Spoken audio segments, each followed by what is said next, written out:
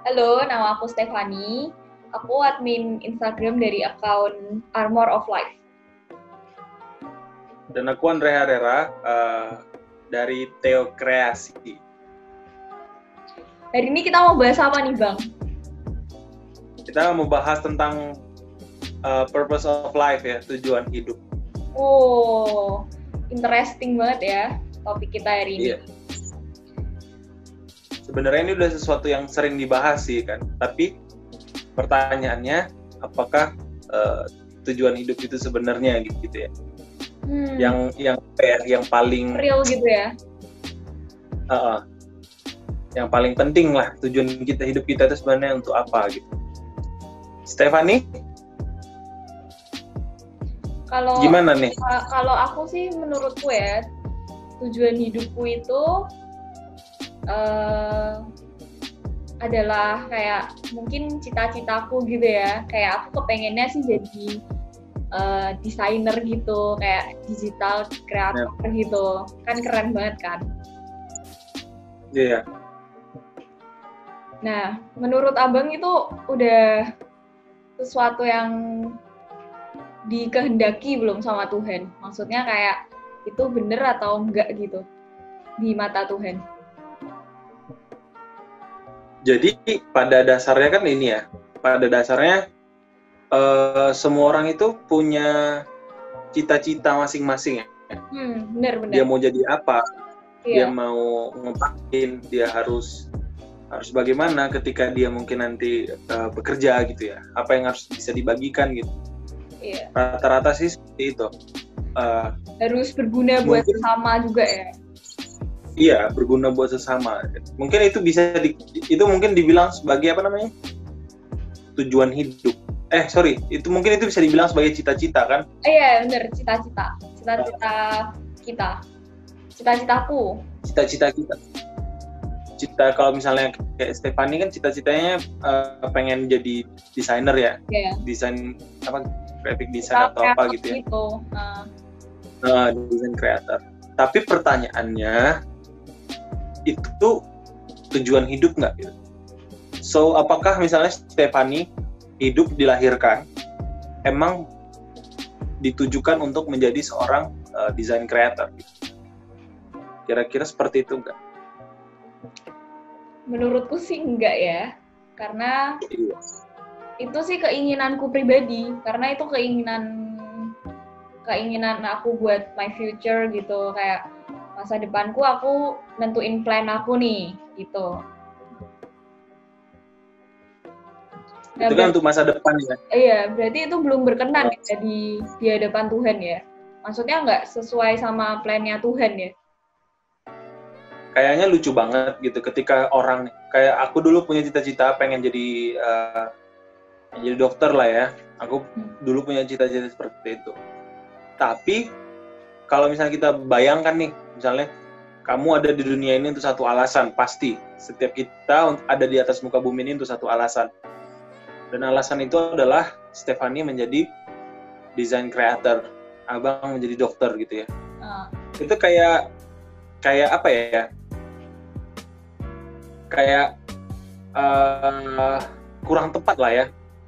Ketika Tuhan menghadirkan kita di atas muka bumi ini untuk menjadi profesi tertentu gitu. Jadi kita ada hanya untuk menjadi profesi. Padahal profesi itu bukan Tuhan yang bikin nggak sih? Iya, itu kan plan kita sendiri ya. Ya. Plan kita. Profesi itu manusia yang menciptakan. Profesi itu manusia yang mengadakan, manusia yang menciptakan. Iya, benar. Dulu dokter nggak ada, terus sekarang dokter ada. Dulu desain grafis nggak ada, tapi sekarang ada karena kemajuan teknologi yang dikembangkan oleh manusia itu sendiri kan? Yes. Jadi sebenarnya kayak kurang, menurut Abang nih, kurang tepat aja nih kalau misalnya kita memaknai tujuan hidup kita untuk menjadi itu gitu. Tapi sebelum kita jauh nih ke pembahasan selanjutnya, kita harus kasih dulu nih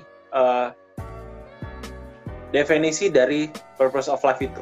Okay. Tujuan hidup apa sih gitu ya. Jadi Your life purpose consists of the central motivating aims of your life. The reason you get up in the morning, purpose can guide life decisions, influence behavior, shape goals, offer a sense of direction, and create meaning. For some people, purpose is connected to vocation, meaningful, satisfying work. Jadi kalau di sini dikatakan ya, tujuan hidup kita itu adalah sentral motivasi dari seluruh kehidupan kita kan. Juga dikatakan itu motivasi hidup ini adalah alasan kenapa kita bangun di pagi hari. Ya kan? Dan tujuan hidup kita nih yang menuntun kita pada satu, untuk mengambil keputusan, mempengaruhi tingkah laku kita. Jadi tujuan hidup itu juga akan sangat mempengaruhi pada tingkah laku kita. Membuat goal ya kan, kemudian menciptakan makna dalam hidup, dan bagi beberapa orang tujuan hidup ini sangat berkaitan dengan kehidupan yang penuh makna lah pokoknya. Jadi sebenarnya life purpose ini bicara soal alasan kita hidup. Alasan kita ada di dunia ini ya? Ya, alasan kita ada di dunia ini. Dan ini akan sangat mempengaruhi perilaku kita sebagai makhluk hidup gitu. Mempengaruhi perilaku kita sebagai manusia gitu. Kalau misalnya nih, contoh nih, kita ambil kayak Fanny tadi. Fanny punya tujuan hidup tadi, ingin menjadi desainer, creator designer kan? Iya, digital creator. Digital creator ya. Oke, kita sebut aja itu. Jadi kamu ada di atas muka bumi ini untuk itu gitu. Dan alasan kamu bangun setiap pagi itu. Dan karena kamu ingin jadi design creator, digital creator. Kamu menjadi digital creator itu mempengaruhi perilakumu dan sebagainya. Gitu. Jadi pusat hidupmu itu bersentral pada Yang itu tadi, cita-citaku tadi itu ya.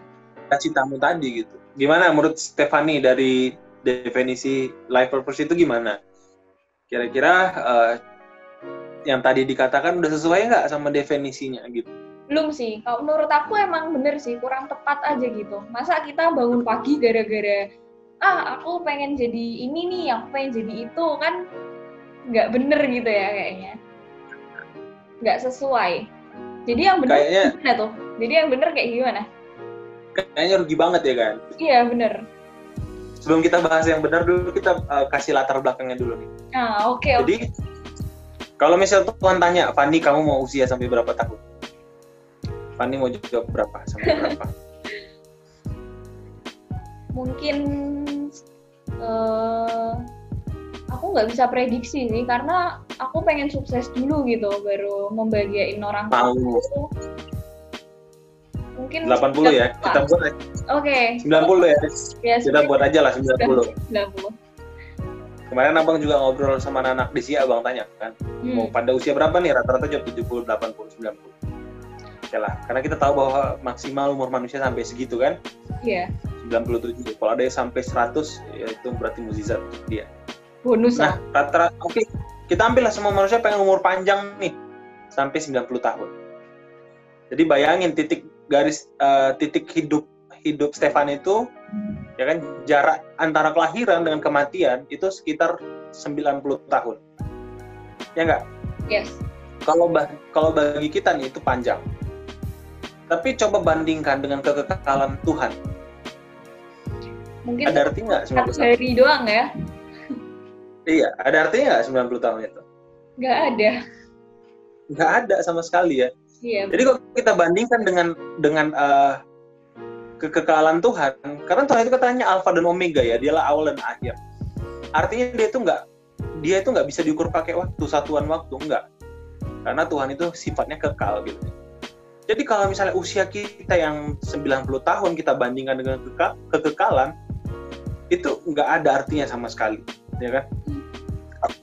Oke lah, kalau kita bicara Tuhan mungkin agak gimana ya, jauh banget kekekalan. Okay. Jadi kita kayak nggak bisa memikirkan kekekalan itu seperti apa. kita bandingkan aja lah dengan keberadaan manusia di atas muka bumi. Manusia itu ada, ya, Homo sapiens itu ada, eksis di bumi itu sekitar 16.000 tahun kalau nggak salah ya. Belasan ribu tahun lah pokoknya. Coba Fani bayangin, ya, manusia udah ada di atas muka bumi ini, Homo sapiens itu 16.000 tahun. Coba bandingkan nih, 60 tahun usia Fani dengan 16.000 tahun keberadaan manusia. Ada artinya nggak? Nggak ada. Nggak ada, singkat banget kan sebenarnya. Ya nggak? Iya. Hidup kita itu ternyata singkat banget gitu. Nggak ada artinya, ya. Jadi sebenarnya ketika kita meaningless. Iya, meaningless kan? Iya. Sia-sia semuanya gitu. Jadi apapun yang kita lakukan untuk memberi arti dalam kehidupan ini, kayaknya rasanya sia-sia banget. Banyak orang yang berusaha untuk memberi arti dalam hidup. Even abang sendiri juga dulu melakukan ini nih. Aku mau ngasih arti untuk hidupku. Yang memberi arti siapa? Aku. Karena apa? Karena aku merasa hidup ini yang milikku gitu. Ya nggak? Jadi karena aku merasa hidup ini milikku, jadi oke, aku yang akan mewarnai hidupku, aku yang akan ngasih sesuatu untuk hidupku, aku yang harus berdampak dan sebagainya. Tapi orientasi kita masih aku gitu. Firman Tuhan kan diawali oleh katanya pada mulanya ya. Di kitab Kejadian 1 ayat 1 pada mulanya dikatakan. Terus di Wahyu yang terakhir dikatakan amin, kata terakhir. Pertanyaannya adalah, daripada mulanya hingga amin ini ya, dari penciptaan hingga nanti Tuhan datang untuk yang kedua kalinya,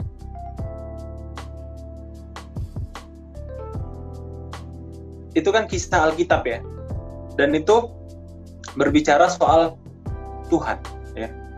Alkitab itu cuma satu ya kan, cuma berbicara untuk satu sosok orang, itu Tuhan, Kristus ya. Hanya itulah yang diceritakan dalam kitab. Begitu panjangnya rentang waktu Alkitab itu, tapi itu semua berbicara soal Kristus ya. Soal sebelum Kristus datang, setelah waktu Yesus Kristus datang, dan setelah Kristus datang. Itu semua bercerita tentang Kristus. Jadi itu timeline-nya Tuhan ya, kita bilang itu timeline-nya Tuhan. Pertanyaannya adalah ya, sebelumnya abang mau tanya, bahasa Inggris sejarah kan history ya? Yes, benar. History itu diambil dari dua kata, his and story, ceritanya gitu ya. Jadi history itu bercerita tentang dia, siapa, pencipta. Semua yang sudah terjadi di muka bumi ini itu menceritakan tentang Tuhan segala sesuatunya. Begitu juga dengan timeline firman Tuhan. Ya, timeline Alkitab itu loh, daripada mulanya hingga amin ini itu menceritakan satu sosok yang namanya Kristus. Jadi semua sejarah ini dan dari yang masa lalu, masa kini hingga masa yang akan datang itu semua berbicara soal Kristus. Pertanyaannya adalah, kamu, kita ini mau masuk dalam timeline-nya Kristus atau di luar timeline-nya Kristus? Itu di luar itu plan kita sendiri ya contohnya. Betul, di luar itu adalah plan kita sendiri. Kita bikin agendanya kita sendiri. Tapi kalau kita mau ikuti agendanya Kristus, kita harus masuk dalam timeline-nya Kristus dong. Ya nggak? Yes. Gimana menurut Fanny? Tentu aja pengennya masuk ke plan-plannya Tuhan dong. Kan dia pencipta kita, dia pasti lebih tahu lah tentang kita, tentang our future gimana. Dia juga yang paling penting sih dia nerima masa lalu kita ya. Walaupun kita kayak, aku sendiri ya jujur, aku merasa aku kayak bangsa Israel yang jatuh terus dalam dosa gitu. Tapi hebatnya Tuhan itu tetap ngangkat aku gitu. Ayo balik Van gitu. Jangan kayak gini terus. Itu sih, Tuhan baik banget. Jadi kita harus ikut plan dia. Ketika kalau misalnya kita nggak ikut plan besarnya Tuhan, ya kan, apa yang akan terjadi? Ya kita binasa. Yes. Ya enggak? Tapi kalau kita misalnya ikut dalam satu ceritanya Tuhan yang menskenariokan, nah itu yang akan menjadi sesuatu bagi hidup kita. Jadi yang memberi arti dalam kehidupan itu bukan manusia, tapi siapa? Tuhan. Ya Tuhan yang memberi arti, karena dia memiliki kehidupan. Ya, kita itu cuma numpang ya. Ya. Numpang hidup Di atas sini muka bumi. main-main aja gitu ya. Ya, lagi main. Kayak kata siapa? Billy Graham, ya kan? Rumahku itu di sorga, aku hanya cuma traveling doang nih di atas muka bumi. Oke, kita lanjut ya, Van? Yes. Tapi ternyata, Van, setelah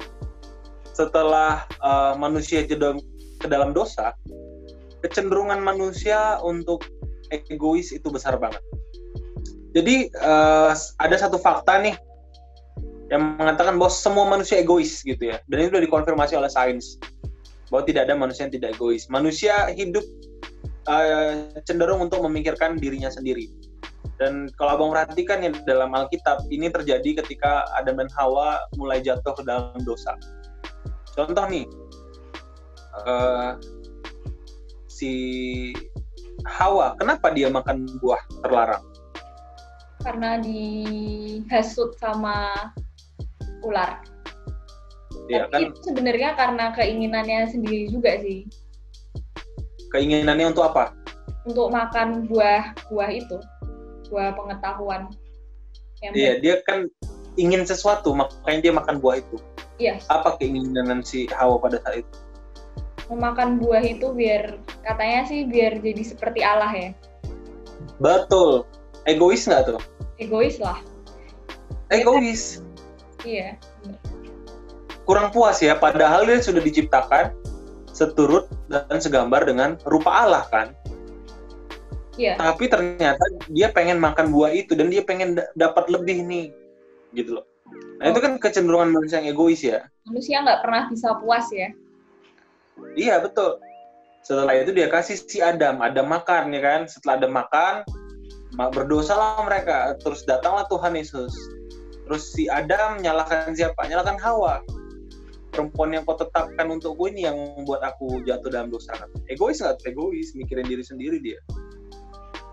Padahal sudah tugasnya untuk menjaga si Hawa kan, dan sebagainya. Dan kalau dosa setelah itu juga siapa? Kain dan Habel ya. Pada saat itu Kain membunuh Habel karena apa? Karena dia iri, persembahannya nggak diterima oleh Tuhan. Nah, dia maunya punya dia aja udah yang diambil Tuhan, dan itu egois, ya kan? Dan kalau kita lihat lagi kejadian semua bersumber pada apa? Keegoisan manusia. Manusia ingin apa ya? Dia diutamakan, dia menjadi utama, dia menjadi pemeran utama dalam kehidupan ini. Itulah sifat manusia. Dan itulah kecenderungan kita emang sebagai manusia itu egois, ya kan? Iya, nggak ada manusia yang nggak berdosa sih. Semua dari kita berdosa. Kecenderungan manusia untuk egois itu disebabkan oleh dosa, ya kan? Dosa manusia itu. Apa dosa? Dosa itu kan artinya meleset dari sasaran ya, hamartia. Jadi Tuhan udah punya rancangan sama kita nih. Tuhan udah punya tujuan sama kita. Tapi manusia berharap lebih. Terus manusia itu berharap lebih dan dia punya apa ya? Keinginannya sendiri. Ya kan? Dia pengen punya rancangannya sendiri untuk hidupnya.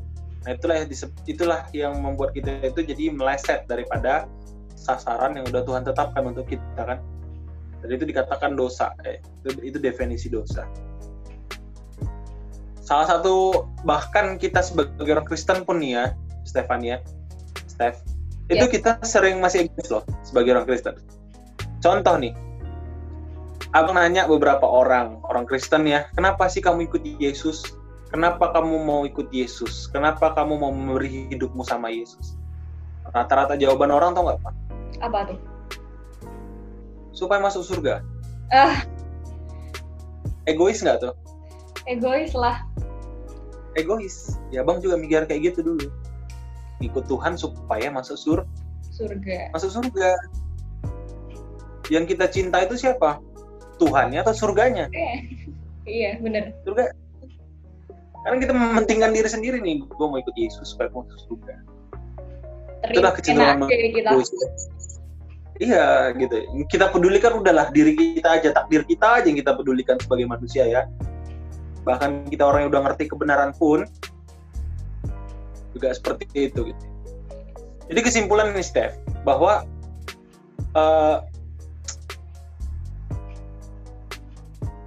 manusia itu cenderung egois kan. Manusia itu benar-benar mikirin dirinya sendiri, mementingkan dirinya sendiri. It's all about me gitu ya kalau dalam manusia ya.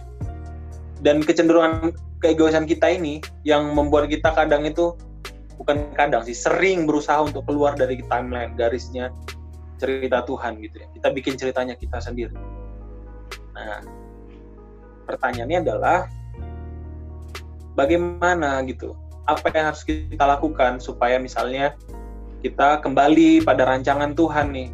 Bagaimana caranya supaya kita bisa hidup dalam ceritanya Tuhan, bukan ceritanya kita sendiri, seperti itu. Gimana menurut Fanny? Bagaimana cara aku kembali ke rencana Tuhan? Mendekatkan diri lah pasti. Kalau kita nggak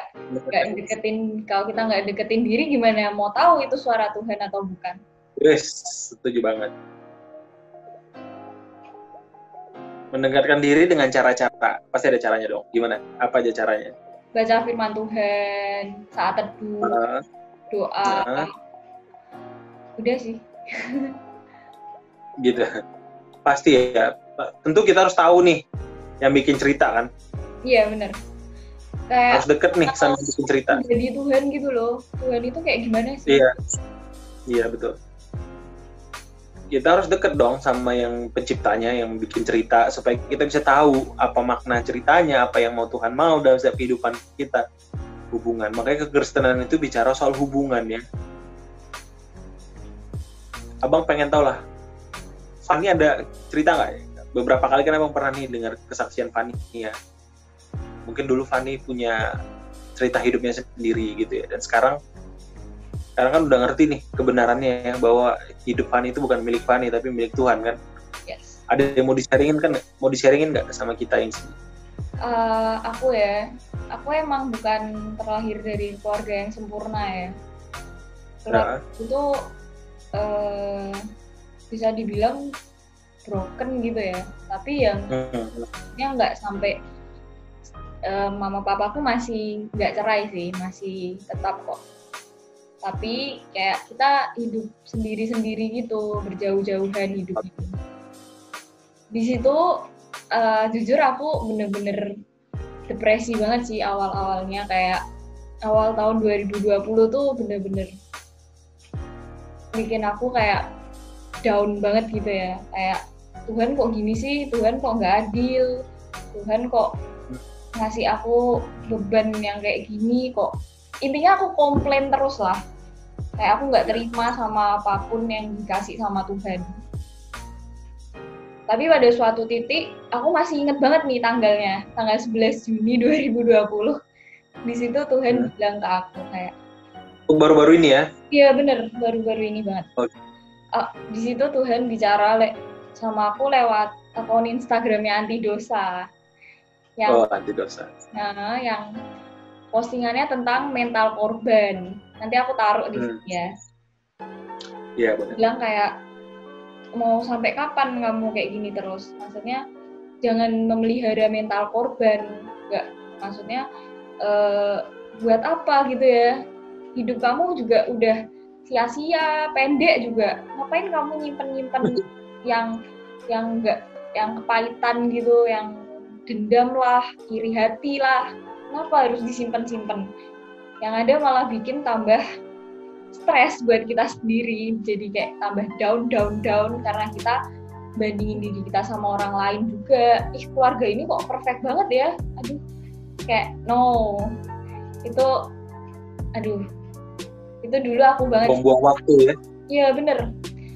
Sekarang aku udah nyadarin kalau Tuhan ngasih aku, nempatin aku di keluarga ini, artinya aku harus bersyukur, aku harus terima, dan aku harus, mungkin dari kisahku ini aku bisa sharing ke teman-teman yang lain, mungkin teman-teman yang keluarganya nggak sempurna ya sama kayak keluargaku. Aku mau bilangin Tuhan itu ngasih cobaan buat kalian karena Tuhan tahu kalian bisa ngelewatinnya. Iya, betul. Karena Tuhan ngerti kalau kamu tuh kuat, kamu tuh hebat gitu. Jadi syukurin dan enjoy sama hidup kalian karena hidup kalian cuma sekali doang. Gitu sih yang aku mau sharingin. Tetap semangat. Yes. Ini kesaksian luar biasa. Karena apa? Karena Fanny itu tahu, ya, maksudnya bahwa hidup ini sekali, jadi sia-sia banget nih, bahwa ketika kita mengisi hidup kita dengan hal-hal yang nggak penting, dengan penyesalan, dengan mentalitas korban. Orang-orang yang biasanya dengan mentalitas korban ini akan mencari pelarian ya, Van ya.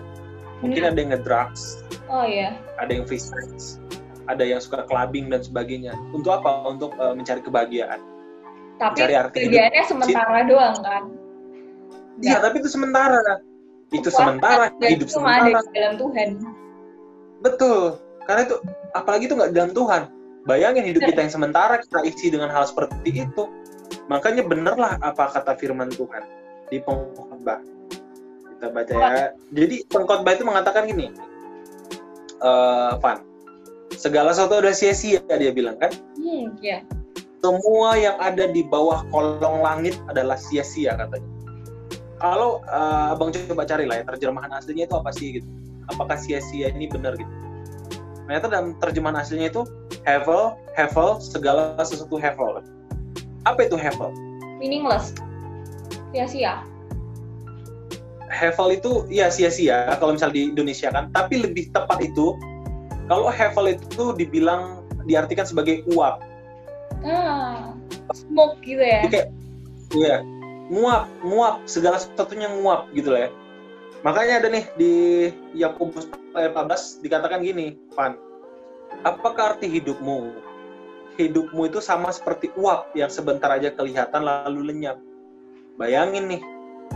Kan tadi kita udah bandingkan ya antara hidup kita dengan keberadaan manusia di atas muka bumi. Apalagi kalau kita bandingkan waktu hidup kita dengan kekekalan Tuhan. Bener-bener kayak uap hidup kita ini, sebentar aja.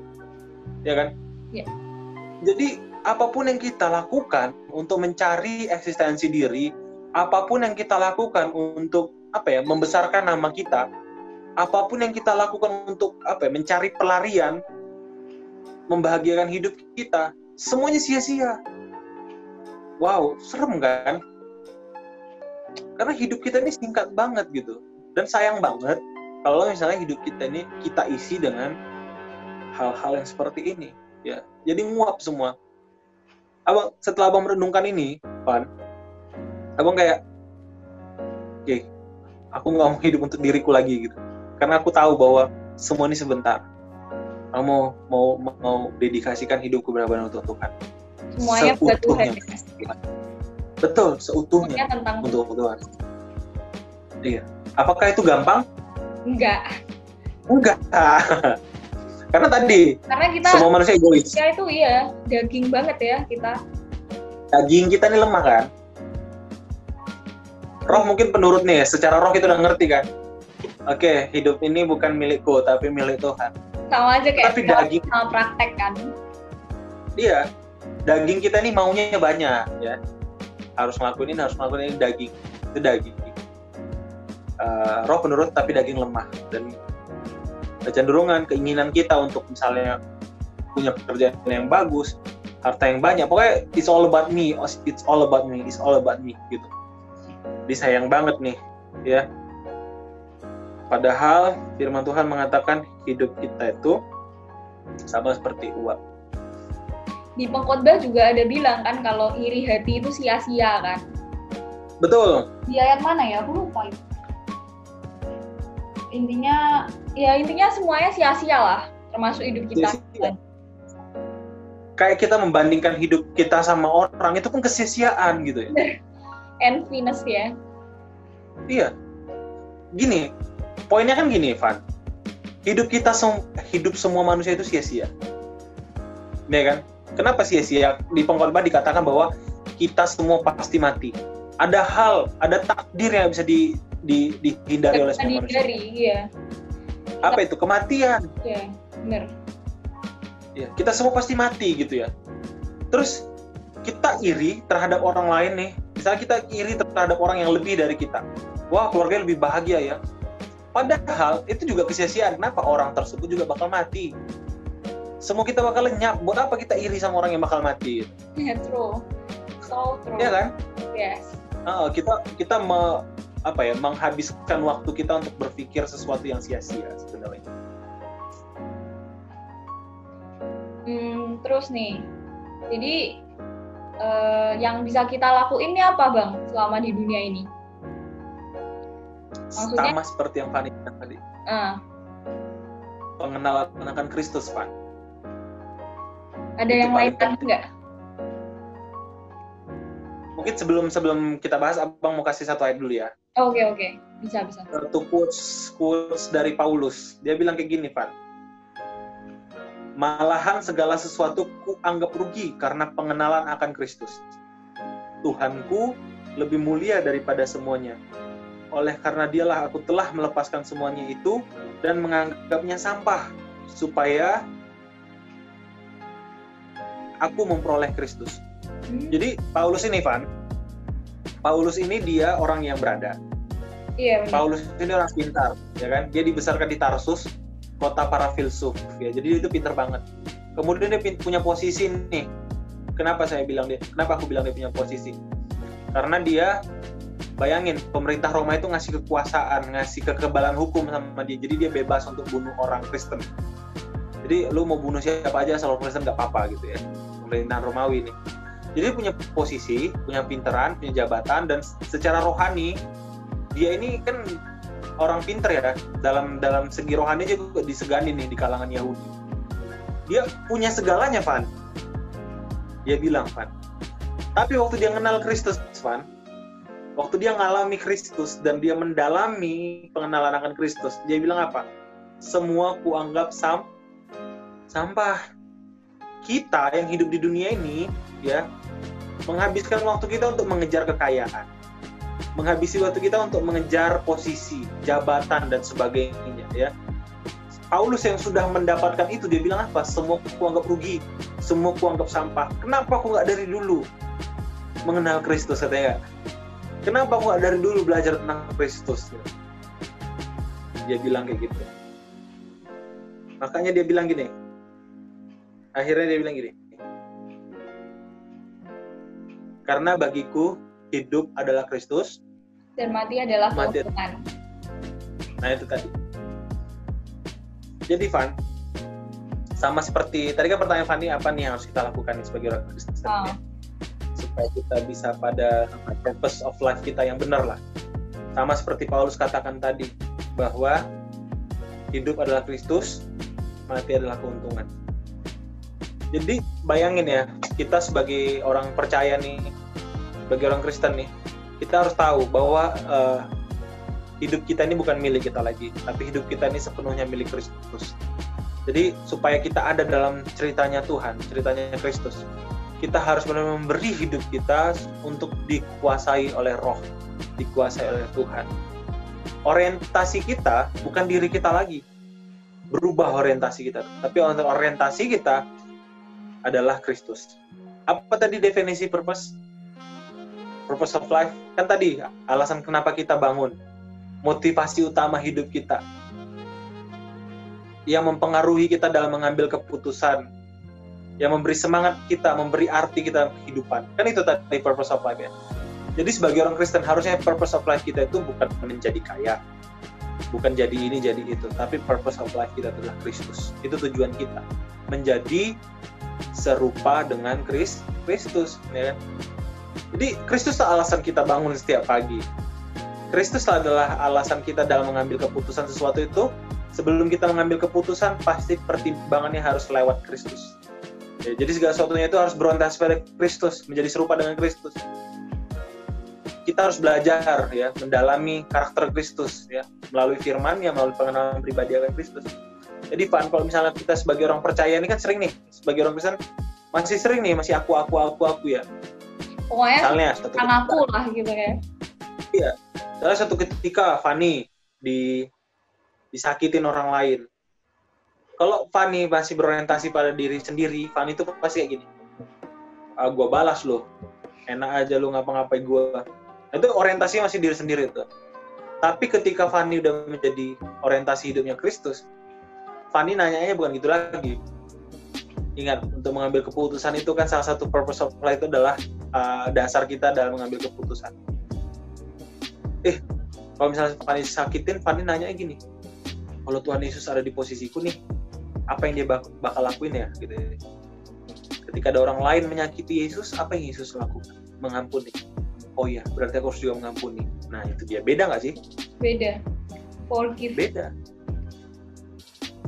Kadang orang Kristen juga suka mengemas mimpinya dengan rohani. Misal, kamu jadi apa? Jadi dokter. Kenapa jadi dokter? Supaya nama Tuhan dimuliakan gitu ya. Sering orang Kristen kayak gitu, Pan. Padahal itu kurang tepat. Saya jadi dokter untuk memuliakan nama Tuhan. Itu orientasinya masih saya. Yang benar bagaimana? Tuhan menjadikan saya dokter untuk kemuliaan namanya. Yang menjadikan kita dokter bukan kita, tapi Tuhan. Itu orientasi yang benar. Kalau kita punya purpose seperti ini, Pan, kalau aku nih, Fanny punya cita-cita jadi desain grafis. Untuk kemuliaan nama Tuhan, Fanny bilang, aku pengen jadi desain grafis untuk kemuliaan nama Tuhan. Besok-besok nih, ketika mimpinya nggak tercapai, apa yang Fanny rasain? Kepahitan mungkin ya. Kepahitan, kecewa sama Tuhan nggak? Mungkin. Nggak mungkin sih. Iya. Pasti kayak gitu. Pasti. Karena apa? Karena kita merasa gini, Tuhan, aku pengen jadi desain grafis untuk kau loh Tuhan. Tapi kenapa aku nggak jadi desainer grafis gitu ya? Aduh. Ya kan? Ya itu. Abang ngalamin itu loh kelas 3 SMA, Pan. Lulus kelas 3 SMA. Aku pengen jadi dokter Tuhan, untuk kemuliaan nama Tuhan, aku bilang. Setelah aku nggak jadi, marah aku sama Tuhan. Tuhan, bukannya aku udah melakukan ini. Aku mau jadi dokter untuk kemuliaan namamu loh Tuhan. Kenapa aku nggak jadi dokter? Ternyata setelah sekarang nih, udah setelah sekian lama abang berjalan sama Tuhan, baru abang sadar itu perilaku yang kurang ajar. Di situ abang menyatakan diri bahwa hidup itu benar-benar milik abang. Kalau orang yang benar, responnya sih seperti apa sih sebenarnya? Orang yang benar itu harusnya kayak gini. Aku pengen jadi dokter ya Tuhan. Aku akan berusaha untuk menjadi dokter.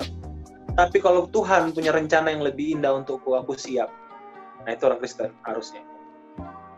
Jadi yang ngambil keputusan bukan manusia, bukan dia, tapi yang ngambil keputusan Tuhan yang terbaik. Gimana menurut Fanny? Dia tahu yang terbaik lah ya pastinya buat anak-anaknya. Betul. Dan pastinya nggak ngizinin kita ke jalan yang salah. Betul. Jadi percaya aja sih sama Tuhan. Kayak kasus Fanny lah. Kalau mungkin Fanny nggak tahu bahwa hidup ini harusnya milik Kristus, mungkin Fanny udah ngabisin waktu di mana-mana lah. Kalau orientasinya masih aku ya, Fanny ya, mungkin nggak mau melayani Tuhan, mungkin kepahitan sama Tuhan. Kok cerita hidupku gini sih Tuhan? Kok aku harus ada di keluarga yang broken sih Tuhan, ya nggak? Marah-marah sama Tuhan kalau emang masih mikirnya aku. Tapi ketika Fanny udah sadar bahwa hidup Fanny itu milik Tuhan, Fanny ngerasa, wah buang-buang waktu nih selama ini gue. Iya bener. Dan aku ngerasa, buang-buang waktu aku selama ini. Jujur banget nih ya, aku ngerasa walaupun masalahku belum selesai nih ya sekarang, memang belum ada jalan keluar titik terangnya, tapi aku ngerasa aku damai sejahtera banget kok di dalam Tuhan. Kayak, oh my God, kalian harus banget ngerasain kayak aku ya. Jadi sekarang jalan bareng-bareng sama Tuhan, bersyukur itu poin yang paling penting, dan kalian bakal ngerasain damai sejahtera luar biasa dalam hidup kalian. Benar. Ada pepatah mengatakan kayak gini, damai sejahtera itu bukan ketidakadaan masalah. Orang berpikir damai sejahtera kalau nggak ada masalah kan? Yes. Enggak. Damai sejahtera ketika Allah hadir dalam kehidupan kita, itu damai sejahtera sebetulnya. Bener banget. Di tengah setiap masalah ya, di banyak masalah. Walaupun banyak masalah, cobaan, tapi kalau kita ngerasa nih bahwa Tuhan ada bersama-sama dengan kita, nggak ada tuh yang namanya kepahitan, nggak ada tuh yang namanya penyesalan. Ya nggak? Ya. Bukan kejadian atau kesusahan yang bikin kita stres ya, tapi respon kita kayak gimana sih Betul. di masalah-masalah itu? Hati sama pikiran kita kan, setiap hari kita mikirin itu aja. Waduh, sia-sia banget ya. Sia-sia banget kan, udah hidup ini bentar, harus kita isi dengan hal yang seperti itu. Aduh, sayang banget. Dinikmati aja lah, enjoy. Iya, enjoy. Udahlah, biarlah Tuhan yang beracara, biarlah Tuhan yang apa ya, yang nentuin lah apa yang terbaik aku gitu. Yang udahlah, aturlah Tuhan. Aku tahu, aku percaya pasti Tuhan yang paling baik. Terbaik lah. Rancangannya gitu. Jadi hari ini kita udah belajar ya mengenai tujuan hidup kita ya. Kristus. Udah, Kristus tujuan hidup kita. Iya. True. Jadi serupa dengan Kristus. Jadi itu tadi ya, kita belajar kalau purpose of life kita itu bukan cita-cita gitu ya. Ya kan? Bukan tentang kesuksesan juga ya. Bukan maunya kita. Tapi tentang Tuhan. It's all about God. Semua tentang Tuhan lah pokoknya, bukan siapa-siapa. Kita binasa, kita mati, semua kita pasti mati. Kita sebenarnya nggak pantas hidup di dunia ini kan, ini semua karena kebaikan Tuhan. Anugerah kan? Yes. Kita semua pasti mati kan, semua berganti. Tapi Tuhan tetap nggak sih? Yes, benar. Kan? Tuhan tetap pada posisinya. Makanya udahlah kita kembalikan aja lah semua pada kemuliaan Tuhan. Gitu. Itu tadi sih yang aku tangkap ya, kita harus bersyukur, terus enjoy sama life kita. Di pengkhotbah kan juga bilang kan, enjoy your conversation with good friend, enjoy your meal. Betul. Terus dan di ayat terakhir pengkhotbah itu bilang kita wajib, ini kudu kewajiban kita takut akan Tuhan dan memegang perintah-perintahnya. Betul. Itu kan menjadi serupa dengan Kristus berarti artinya kita harus benar-benar apa yang membedakan Kristus dengan manusia yang lainnya? Ya udah pasti dia pencipta kita, dia beda lah, sempurna. Kita enggak. Iya, maksud abang Kristus sebagai manusia yang membedakan dia dengan kita adalah Kristus berjalan bareng Tuhan. Kristus hidup berdasarkan kehendak Tuhan, ya kan? Kayak contoh di Taman Getsemani, Van, sebelum dia disalib, dia tuh berdoa gini, Tuhan kalau bisa lalukan cawan ini daripada aku. Ada keinginan daging dia, supaya dia nggak usah jadilah disalibkan, ya kan? Iya. Kalau bisa tuh lalukanlah cawan ini daripada aku. Karena apa konsekuensinya kalau misalnya dia dijatuhkan semua dosa dalam dirinya dan Tuhan memalingkan wajah dari dia, itu menyakitkan banget bagi Yesus. Karena dia benar-benar mengasihi Allah ya. Tapi dia nggak mikirin konsekuensi akhirnya. Dia bilang apa? Bukan kehendakku yang jadi, namun kehendak. Ya itu yang harus kita ikuti dari Kristus itu. Berjalan sesuai dengan kehendak Tuhan. Bukan kehendakku Tuhan. Jadiin dia teladan ya buat hidup kita. Iya, betul. Teladan yang itu. Bukan kehendakku yang jadi Tuhan, tapi kehendak Tuhan yang jadi. Udah, itu aja udah. Aku mau, misalnya kita berdoa boleh dong, minta boleh kan? Minta boleh lah. Dia sendiri. Tuhan,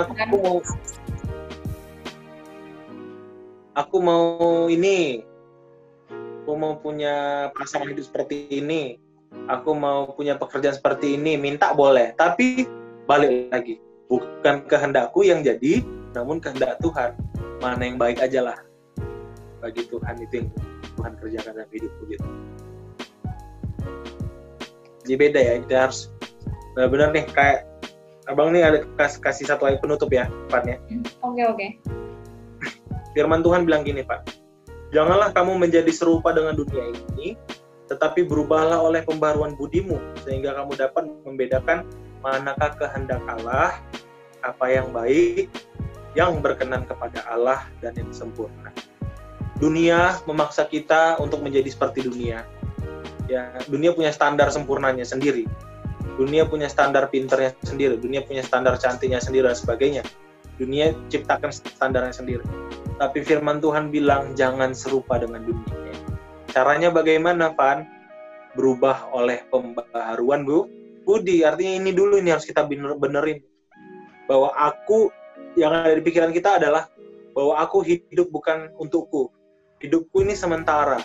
Hidupku harus aku serahkan sama Tuhan yang menciptakan langit dan bumi ini. Aku harus mengisi hidupku dengan kebenaran firman Tuhan. Dan aku harus melakukan, sehingga aku bisa tahu mana kehendak Tuhan, mana yang bukan kehendak Tuhan untuk hidupku. Kayak gitu. Yes, benar banget. Nah, mungkin gini aja ya, sekian dari kita. Semoga kalian semua terberkati ya lewat sharing kita hari ini tentang life purpose ini. Dan ditunggu juga ya, mungkin kita besok bakal bikin project-project kayak gini lagi. Iya, kita ngobrol apa lagi ya? Iya, nanti kita tentuin deh, oke? Oke, thank you. God bless you. God bless you.